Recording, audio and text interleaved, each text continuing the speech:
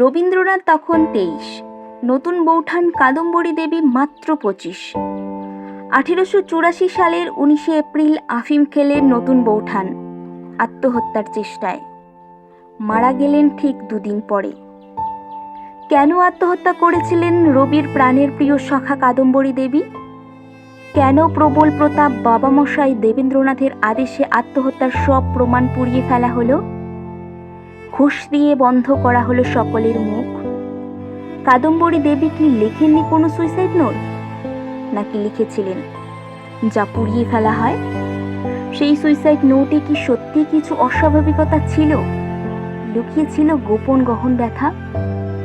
লেখক বলেছেন, ঠিক সুইসাইড নোট নয়, এক সুদীর্ঘ চিঠি।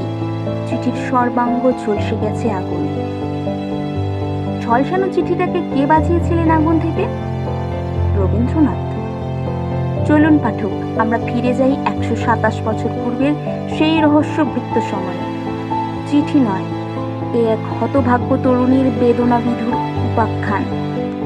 আসতে চলেছে কাদম্বরী দেবীর সুইসাইড নোটের বিভিন্ন পর্ব।